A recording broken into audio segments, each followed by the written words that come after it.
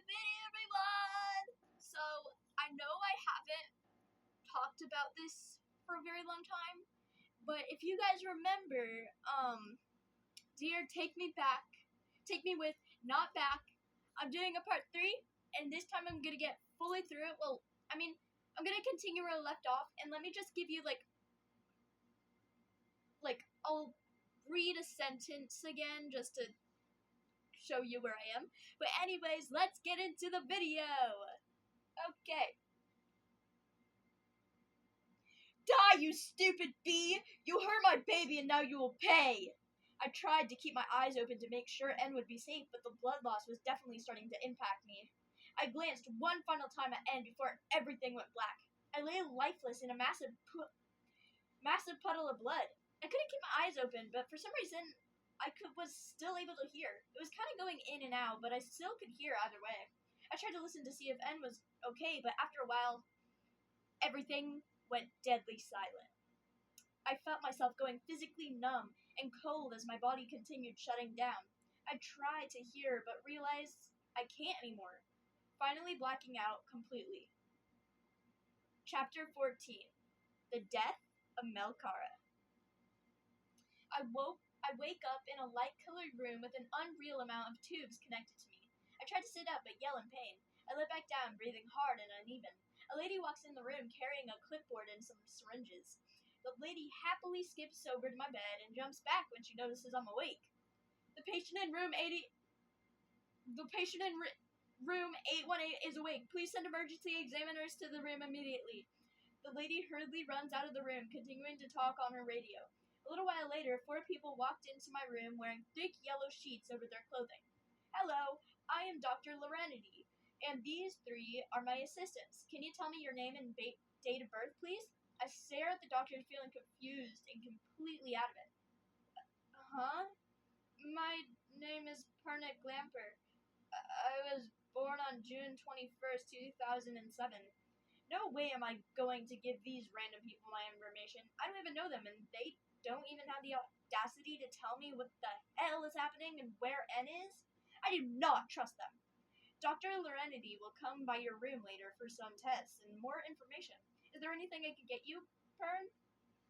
I look up at him and I look him up and down with disgust. No, and don't effing call me Pern. It's Pernick, you a-hole. The man looks taken aback, but retreats with the other people without another word. I try to sit up, only using my torso to sit up, not daring to put weight on my other wrist again. I slowly sit up and tug the blankets off of me roughly, yanking my wrist along with doing it. I yelp but swallow my pain before climbing into the wheelchair that was next to my bed for some reason. I lightly drag my feet across the floor to move the wheelchair. I wheel out of the room and go down every hall I see first. I decide to go back, not wanting to be on my own, despite me absolutely hating that idea. I start wheeling back, but realize I'm lost. I keep wandering the halls before stopping at the sound of my fake name. I hid behind a door and listened in. It was Lorenity, or whatever that bee's name was. I hear Lorenity talking about my baby. I freeze, overcoming with emotions. The state of the fetus is in a stable position, but I don't think that will continue for much longer. Pernick has lost a lot of blood and has had severe trauma to the limbs and skull. They have over 14 fractures and 9 broken bones. The surgery team was able to reconstruct most of their limbs and skull, but the only thing that is worrying them is the child. The child was violently slammed around inside the mother's uterus, causing many tears and internal bleeding to occur at a rapid rate. It is estimated that the fetus will likely only live another day or 2 if we're lucky. So, what is the game plan, Marge? This lady is severely injured. They have no recorded history or information about them. Not to mention that they are 17. That is still a child, and we are going to keep this child safe. You got that? I will sue you if you don't keep these 2 alive. This is a effing crisis, Mel. Plus, this is your child. I feel myself shaking with anger and disgust. Mel was here. He was in the room right beside me. I haven't been this close since I was 6. I clutch my chest as I feel my lungs getting tight. I knew what was about to happen, but I couldn't have it here where I am. They surely will notice me if I have a panic attack here. I try to wheel away, but end up tripping out of my wheelchair, leaving me helpless on the cold, sick-covered floor. Is this where I finally give up? No! I can't give up! This man will do anything in his power to get me to go with him, and I am not letting that happen. I begin to crawl away, every breath I take hurting like hell. I finally reach a corner and hide. I hear doctors and security running around soon after, probably looking for me. I crawl a little more to where I can reach the bathroom door that was at the end of the hallway. I swing the door open and crawl inside. I hide on top of the stalls, ensuring I won't get caught. I finally let myself go. I start to gasp and choke. Choking sobs climbing out of my throat uninvited. I cover my mouth and just accept that there's no stopping my cries. I hid up there for what felt like years until somebody finally came into the bathroom. I hold my breath, knowing as soon as I breathe, it will be cries, not carbon dioxide. It was a nurse who looked like they were in their early 20s. Another nurse soon follows after, and the two nurses begin talking frantically about some runaway patient. I just think it was someone else, but then they say my name. There's a rumor that one of the patients here fell downstairs, making it a guaranteed death for the baby they had. The weird part is, the baby is fine now. The baby's vitals were fatally low, but then the vital watch on the patient went all the way back to normal. Oh, did I mention that the patient's vitals watch was only just at fatal levels? But then, all of a sudden, the baby's vitals went to the healthiest they could be. But it wasn't so sunshines and rainbows for the mother. Their vital signs appear to have gotten worse. I hope these two are alright and that we can find them. The mother is only 17 too. They are still a kid and they have to go through pregnancy and multiple traumatic physical blows to their whole body. It's so sad, don't you think? Oh, look at the time. We better get back to work. I stared in shock, not believing that my baby was safe. I smile and begin to cry for a completely different reason now. My baby is safe, oh honey. My little Alice is safe. I abruptly go silent.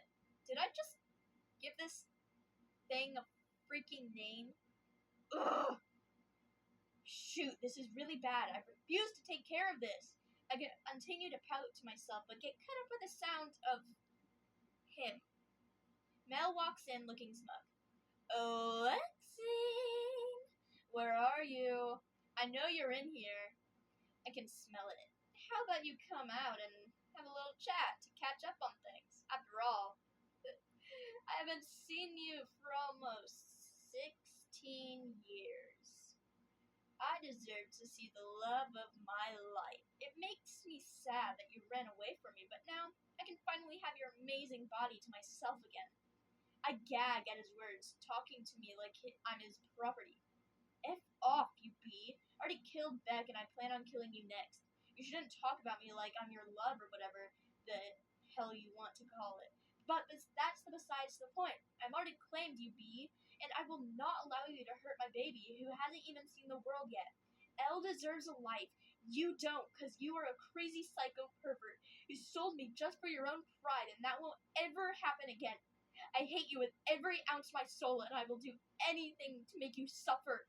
And now is my chance. He will die tonight, so-called father of mine. Mel looks at me with anger burning in his eyes.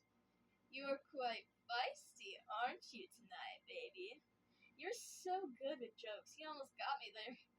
But the jokes are over. You're coming with me. Mel storms into my stall and starts tugging on my leg. I scream out in pain while Mel just laughs like the evil man he is. The room suddenly goes icy cold, so cold you can see her breath. Ed is here! I missed you, Peanut! I thought you left me! I still don't even know what is happening, and it's so overwhelming! Please help my pretty Peanut! I need you! Ed suddenly appears behind Mel without even a single sound. Ed helps me down and holds Mel in front of me so I can finally kill him. I smirk before jabbing my thumbs into his eyes, but not to the point where he could die. Like I said, I was going to make him suffer. I told you I was going to end you once and for all, didn't I? Stop acting like a baby. You're pathetic, and I finally get to show you that. How about I do something else now? Oh, your ear is in the way of my view. Let's get it off. I rip out one of the needles that was sticking out of my arm and begin stabbing Mel's ear in a circular pattern so I can rip it off. I I stab over and over in a straight line vertically before grabbing his ear and ripping it off. Mel's screams were the only thing you could hear for miles. Hey Mel, I have some other things I'd like to do if you don't mind. How about we tear your lip off? That sounds fun, doesn't it? I look up at N, giving him a signal to give me a knife. N hands me a pocket knife and I begin to slowly slice it off. I am just going to get you some face reconstruction. That way you will look unrecognizable and, well, of course, dead. I slowly pulled his lip off, making sure he felt every bit of pain possible, but sadly, he passed out. Probably from the pain. Okay. I don't feel good, so I'm gonna have to cut our fun a little short. But you should be grateful I am only cutting it short, or else it would be you getting cut short. Anyways, I hope you rot in hell, you dirty ASS pest. Effing die! I slit Mel's throat and he falls limp onto the floor, and urgently drops down to the floor and gathers me close to his chest. Baby, are you okay? I'm so sorry I didn't come sooner. I panicked, so I just teleported you to the Rockin' Limb Hospital as soon as I could. As soon as I realized you were on the brink of death on the floor. Baby, are you in any pain? Let me help you, my love. And walks to the exit door, but quickly gets blocked by security. Sir, you aren't allowed to take a patient out of the hospital without being discharged formally. I'll have to ask you to return to your room. If you refuse to do this, I will have to arrest you. Anne looks down at the security and ignores them, walking past them, like they weren't even there. The security walk in Anne's way multiple times, but Anne just pushes them past them without any problem. Hey, sir, this is a crime. I have no choice but to place you under arrest. Stop right there. If you continue walking, I will have to fire at you. Anne's head whips around at the threat of shooting at us. If you ever think of pulling that trigger, I will kill all of you. I will not let you hurt my cute baby. Go away, you're annoying. Anne's pace quickens before turning into a run. Anne runs all the way back to the lodge and carries me to the basement. And what's happening? I don't like it down here. Anne holds me tighter, shielding me from the world. I'm hiding you from the security so they don't find us, silly. I pull myself closer to Anne and take in his worth. Can't you just teleport them away or something? You have that ability, right? Anne chuckles before kissing me. Baby, anything for you. Anne snaps his fingers and nothing visible to the eye happens. And that did nothing. Anne looks away and pouts. The only way I could see him was for his glowing eyes shining brighter than the sun. Well, of course you think that. They have even arrived at the cabin, silly. But rest assured, I did teleport them away and it deleted their memories, so no one is coming for us. I roll into his neck, finding it cozy. That's good. I love you. I want my passy. Can you get it, please? And cups my face and kisses me on the nose. Yes, of course, my love. How about you come with me? Don't worry, I will carry you, so don't get grumpy with me. I look at Anne surprised but happy. Okay.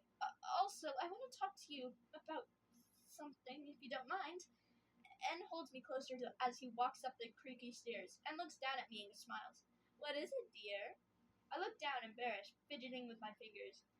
Well, you know almost everything about me, but I know nothing about you. I want to know all of you, not just your body and your personality. I want to know your likes and your dislikes. So I was wondering if you would go with me to a secret spot I found, but you don't have to. I don't want you to feel like you were forced to go.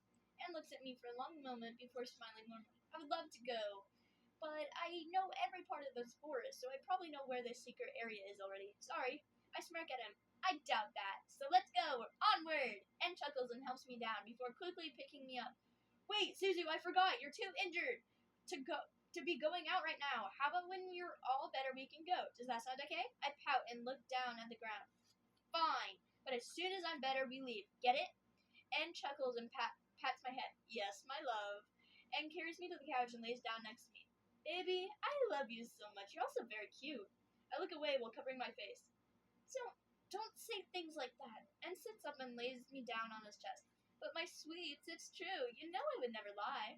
I look away, hiding a smile. Don't you smile. Don't do it. I hide my face more, smiling a lot now. I start to giggle before abruptly stopping and sitting up. I become alert, like there's something watching us. Baby, what's wrong? I don't answer immediately, more focused on my surroundings than anything else. Something is watching us.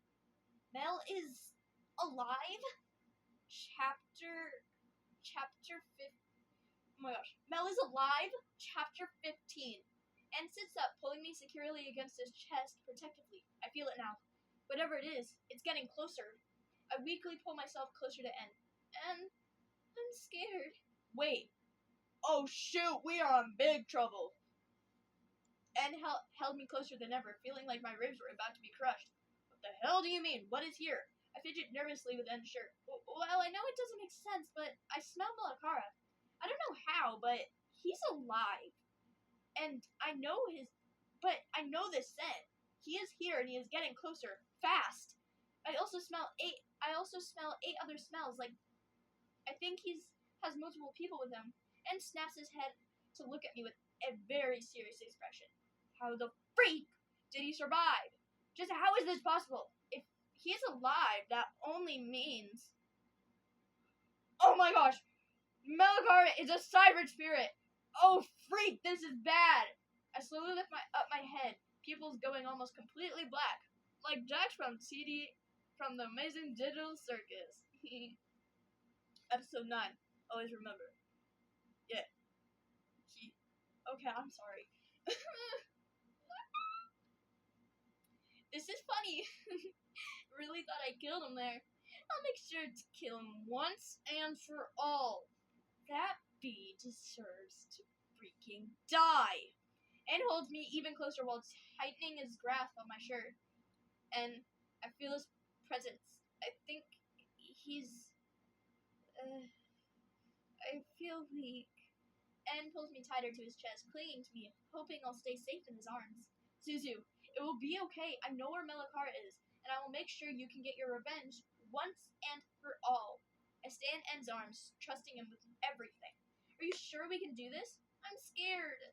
N nuzzles his face into my neck and kisses my neck. My love, I will do anything in my power to keep you safe. You don't have to be scared. I will be here the whole time, so no need to be scared, my love. I whimper slightly at the kiss. Okay. N lifts me up in his arms and takes me to the basement and puts me in the same room I was in when Mrs. Belake and her search team were looking for me. In the same room I had to trust a stranger because I was petrified. The same room I had a panic attack in. And sets me down gently on the cold concrete floor. Way different from the first time he put me in here. He just basically threw me in here. And taps his lips with his pointer finger 2 times before quietly closing the door, locking it behind him. I scrambled back against the slanted wall that was under the stairs. I hugged my knees, about to cry, but I covered my mouth to block any sound. I whimper and tremble in the corner. I had no sense of time. It could have been hours or maybe minutes. I couldn't tell. After what felt like forever, the door slightly clicks open. And is that you? A response doesn't come, but instead I am greeted with the barely conscious body of N. N collapses as soon as he tries to take it one more step. N! Freak, this is bad! Can you hear me? I shake N's lifeless, bloody body. I lay N on his back and move his jaw upwards to help clear airways. I check his pulse, which was barely there, while also kneeling down enough to check if his chest was rising or falling. I felt a pulse, but he wasn't breathing. I quickly positioned myself behind his head and gently but firmly pry open his mouth. I lifted his jaw again and leaned down, close enough to where I could do rescue breaths, which was the exact thing I was about to do. And if you can hear me, I'm going to breathe for you, okay? Just hang on, please. I count to 5 before breathing into N's mouth. I count another 5 seconds and breathe again. I do this 20 times. N finally starts breathing on his own again, but it was still super shallow. I put N into the recovery position so he wouldn't choke on his own fluids. And it will be okay. Shoot, this is really, really bad. You're bleeding so much. And please, don't leave us. I quickly jumped to my feet, which were not stable whatsoever, and look around for something that could be used as a backboard. I find an old ironing board and quickly bring it over to N. I carefully slide N onto the board and secure him with rope. I drag the board upstairs and into my bedroom. I tremble violently as I lift N to the bed. I quickly get a warm rag and bandages to clean and cover N's wounds. Black thickens in my sight, but I push through it and care for N. I dab his wounds and dress them as and dress them as quickly as I could so I could get to protecting N from whatever or whoever hurt them badly. I tuck him under the blankets and keep him on his side in case he starts choking and I can't get to him in time. I kiss N's forehead and lock the door behind me. I walk slowly into the kitchen, trying to hide the fact that I already knew who did this. I just wanted to make myself believe it was someone else, but you never can truly hide the realization. I sigh and grab one of N's hunting spears. I tie my hair back and walk slowly out the front door. Hey, mother effer, what the hell was that? You can play with me all you want, but you do not get to do the same thing to the other people in my life. Show your be self already. This is getting so boring. A low, dangerous chuckle comes from behind me. I swiftly turn around and immediately shove my spear forward. I hear a wet squelch and then dripping. I open my eyes and look down. I had just stabbed N. I stared up at Mel. I just stabbed Mel. I stared up at Mel like I've lost my mind, which was probably the case by now. I freaking stabbed you, B! You're so stupid! You really are an idiot, aren't you? So, how about you just let me kill you and we're good, okay? Mel slowly looks down at me, his usually cocky smirk completely gone and replaced with a stare only a man who is sick enough to ever think about falling in love with their son could muster. So, Lexine, I can't appeal to that offer, but how about you come with me and you will have the best time of your life? You know I'm good at that. I stare at Mel with vomit rising to my mouth. You are a disgusting person who deserves to die. I yank my spear out of his abdomen and stab it in his neck. Mel just laughs in my face. You can't kill me, you little bee. Maybe you should come with me again and we can have another go. Just like how we did a decade ago. You know you're great in bed. Tears form in my eyes as memories flood in. None of them were positive. I make a choice that would change me forever, but I knew that if I didn't do this, N would die, and so would I. Mel, what is it that you want from me? What can I do to make you leave me alone for the rest of my life? I will do. My breath hitches and becomes shaky, but I keep going. Anything. Just please leave N and me alone. Mel smirks and then starts laughing like a psychopath. Anything? Well, if that's true, I want your body. I want to make you mine again, just for one night, then I will leave you alone. How about that? Mel leans closer to my face, his breath warm and wet on my face. Ew. Just as I was about to say yes, N stumbles up from the hallway. N! What are you doing? You're in no condition to be up right now. N glares at Mel with the same look in his eyes that told me I should leave before things get bad. But I couldn't leave N alone. N, get the hell back into the room. I know what I need to do to make him stop this. Tears flood my eyes as I whimper quietly. I can't lose you, N. Please just let me do this.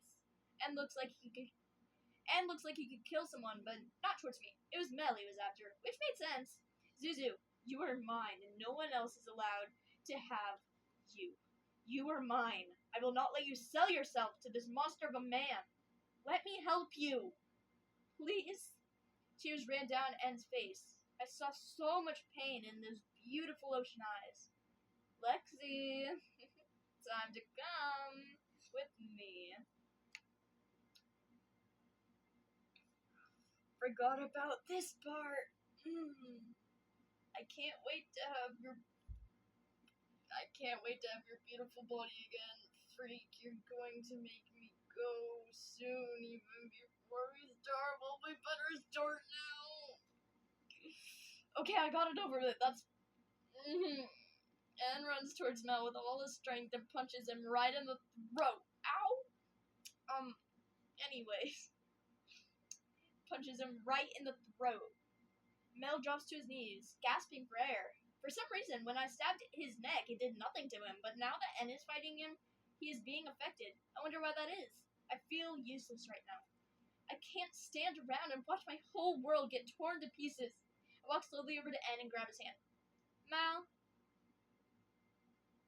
let's make a deal, okay? How about you leave me alone and I'll give you Stellan? Does that sound fair? Mel's face goes red.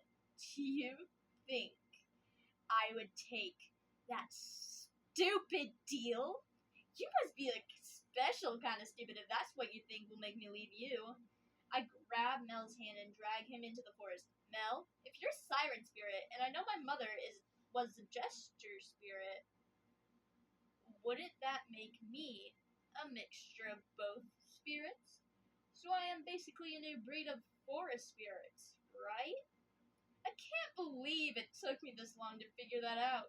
Let's put my theory to the test, shall we?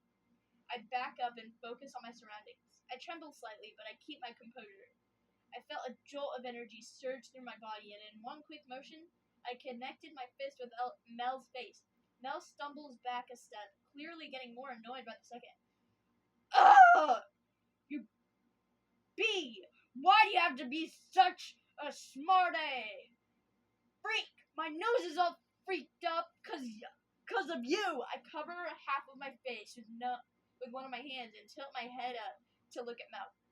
My eyes started almost dancing with stars, the kind of blue that makes you think of the oceans around Hawaii. Mel, you have no idea how much pain you put me through. So today, I'm finally going to freaking kill you, once and for all. I raised my hand to Mel, and a blue ray of light shines from the palm of my hand. It shoots probably faster than light and blasts straight into his chest. His heart falls from his chest and onto the forest floor, staining everything with blood. Lexi, go back to the freaking orphanage and don't take him away. Also, start acting like a freaking girl, because that's what you are. Just a SLUTTY 17-year-old who thinks they have control, but you don't. You should probably kill yourself before I kill you myself. Mel soon collapses onto the blood-stained forest, with his heart crushing under his body with a soft squelch. I step back and fall to my knees and start screaming and crying at the top of my lungs. Freak! No! No! No! My effing boy! Right? Mel was right. I am a freaking girl, and I always will be one. I always knew I don't have control, so why did I have to get a reminder? Did I do something bad? Of course I did. I'm just a mistake. I should just kill myself, just like he said. I should have known I didn't belong in this world. Free. I rip my hair out and continuously bite myself to the bone over and over, all along my arms and shoulders. Tears ran down my face like a flood. I smiled through the pain as I began choking myself. I hear N running into the woods from every angle, but I just hoped he wouldn't get here in time to save me. But only a second later, my hands were ripped from my throat and my body pulled into the tightest hug in my life. Oh, freak, honey, what the hell are you doing? I'm so sorry I didn't get here sooner. Why are you doing this to yourself? Please, don't do this, please. I can't lose you. And his voice breaks on those last two syllables like it was all he could say to me to make me stop. And sadly, it worked. My breath hitches as I fall into N as thousands of tears run down my cheeks every second. N held me so gently it felt unreal. And I passed out from exhaustion. N doesn't panic, but instead just carries me back to the lodge and sets me into my playroom and locks the door behind him. The aftermath. Chapter 18, I think? I think it's 18, I forget. I woke up about 2 days later, still in my playroom, untouched, like I hadn't been cared for the last 2 days. I sit up and look at all the bite marks lining my body as tears trickled down my face. I stand up on shaky legs and try to and tried to open the door, but it's locked. "En, are you there? I knew En was out there, but I could tell he was having an episode. I could hear his breath quickening and his breath shaky. I tried to kick down the door, but it was no use. En, I know you're out there, so please unlock this door right now. Please. I need you to help me. You said you would protect me and our child, so why not follow through? Open this effing door, En." The door slowly clicks open, and I step back at the sight of En, completely covered in cuts and bruises. "Susu, would you still love me if I was dead? Tell me. Tell me!" I flinch at his voice, but despite it, I step closer. "En, I love you more than anyone because you're the only person I have loved. I never thought I was capable of love, but the first time I laid eyes on you, I knew I loved you. You make me feel like I actually have a reason to stay in this world." En's expression hardens as he steps closer to me. "Then show me you love me." That's when I smelled the whiskey on his breath. He was drunk and was not thinking clearly whatsoever. How could I prove that? En glares at me before lunging at me and tilting my head up to expose my neck. En begins biting my neck, specifically on the sensitive part. En angles his hand in my hair as I felt tears dripping onto my shoulder. I wrapped my arms around En, just held him, rubbing his back.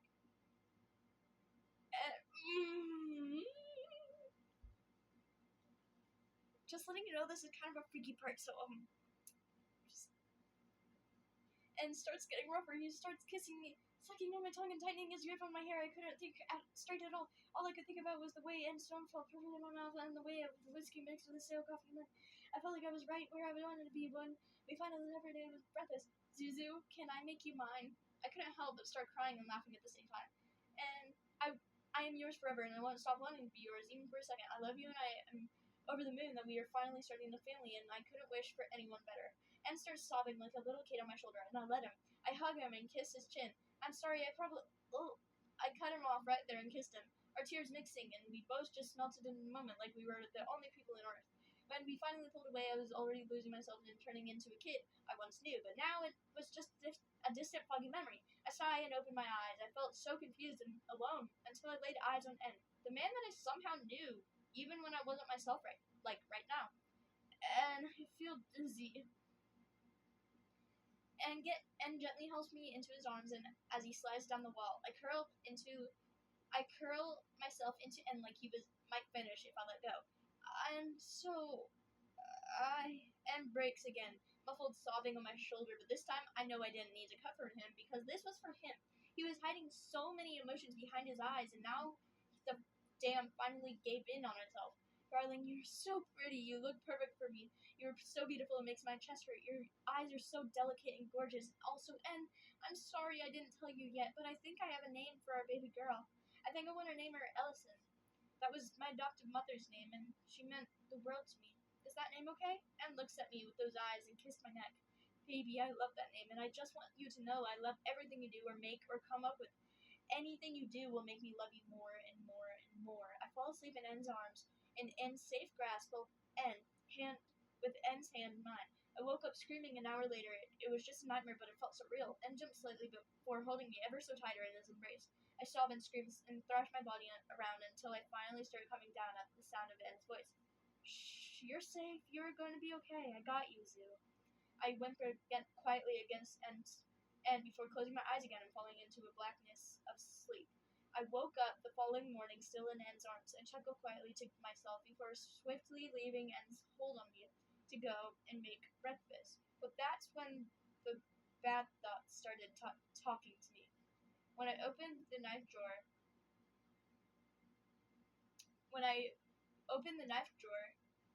it started talking to me when I opened the knife drawer. Do it, do it, do it. Freaking do it!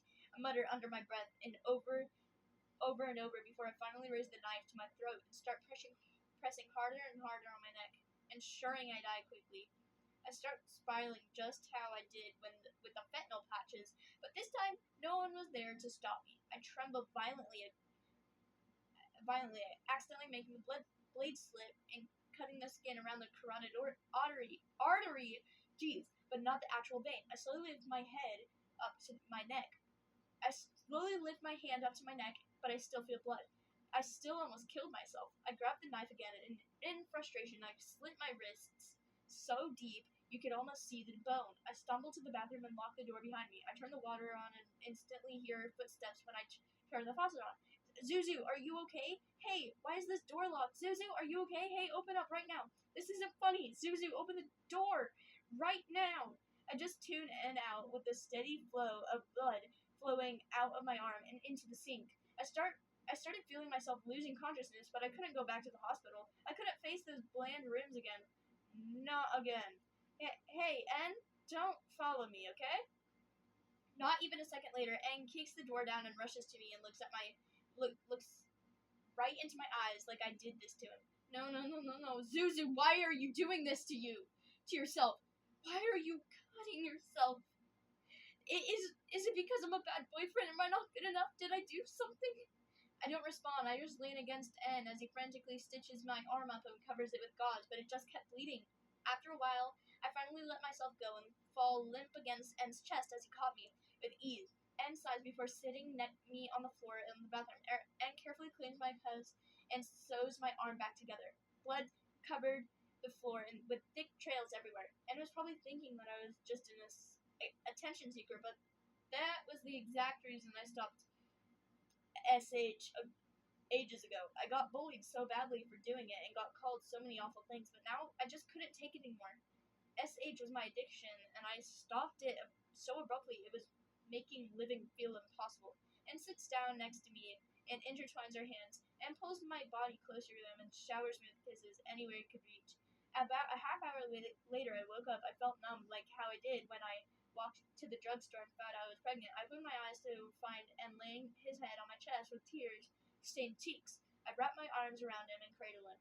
I'm sorry. I'm tired, huh? I'm so sorry for making myself more work than I already am. And maybe if I was dead, I would. En cuts me off and roughly turns my head to look at him. Zuzu, you're the most beautiful boy in this whole freaking world. And now you are saying you were in my way? Zuzu, I could not ask for anything better than you. You have made me so happy and I love you beyond my duties as a siren spirit. You are everything to me, and I am so freaking happy that we're finally starting a family. Don't ever say you were useless again. I look away, my eyes empty and cold.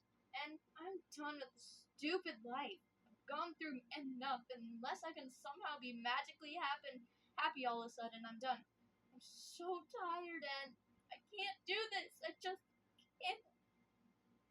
My voice cracks on every word, but my throat trying to let out sobs, but I don't let that happen. I get up from the bathroom and immediately get hit with so much unbearable pain in my arms. I look down and see my arms were bleeding again, but even more now. If the bleeding didn't stop soon, I would be dead. I grab a towel and wrap it tightly around my wrist and walk out the front door. I completely forgot about my newer injuries and what my limits were now from being thrown down a flight of stairs. I still had broken bones, but that weren't fully healed yet, and a concussion, but I just pushed through it and started running into the woods. I go to my secret hideout, which was in the tallest tree in the forest. I sat on a platform of the wood that had a roof and a door that I had built. I closed the door and turned on the makeshift furnace. I shivered next to the fire, but I didn't care about the cold. I could hear En calmly walking around below the tree. Maybe he was right about knowing every inch of this forest. Zuzu, I know you're up there, so please come out. I know you don't want to talk, but I just need to make sure you're safe. Please? I hear En grunt before branches creaking and wood cracking. The front door suddenly opens and climbs inside. Seems like you made a nice little fort, huh? Can I sit next to you? I don't answer. I just pick up a rock that was on top of the furnace and threw it at En, burning myself in the process. Leave me alone. En kisses me without thinking. En, what are you doing? En kisses my lips. To answer your question, I couldn't hold myself back anymore. I want to impregnate you again. Okay, that's where the thing ends. Okay. That was that chapter I just read was chapter 16, I think. Yeah. Okay, the weird habits. Chapter 17. I wake up feeling groggy and sore. I open my eyes to find Anne laying on top of me, sound asleep. I look around and realize both of us are naked. I blush uncontrollably as I shove Anne off and put my shirt back on. I pout in the corner next to the furnace. Stupid, stupid, stupid! Ugh! And groans as he sits up. What time is it? Also, come back, baby. I'm lonely. I glare at Anne. You're mean. I crawl back over to Anne and he just decided to top me and pin me down. What the hell is wrong with you? And just smirks and rolls to the side. And then gets his boxers on and jeans back on, but leaves the shirt on. I shiver quietly in the corner while I pout. Baby, are you cold? Want me to warm you up? I don't even care at this point, so I just agree. Sure, why not? B. And looks at me amused. Oh, well, right then. And picks me up like a doll and perches me against the wall. And he then sat on my lap and hugged me tightly with his bare chest and my almost bare chest exchanging warmth. I instantly hugged and back and buried my face in his neck. So, that is what I have so far. I really hope you guys liked it. I've been working really hard on my story. But, yeah. I might be publishing this. I don't know. But, one sec. I'm gonna tell you guys something. So, let me go to the word count. You guys try to guess what, before I say this, make sure to go to the comments and put in your guess about how many words you think are in this whole story combined. Now, I'm going to tell you how many words there are.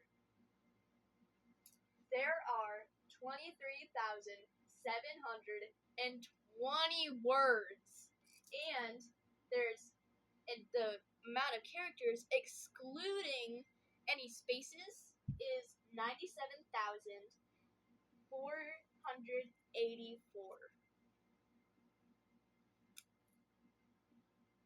Anyways, I hope you guys liked my story, and bye!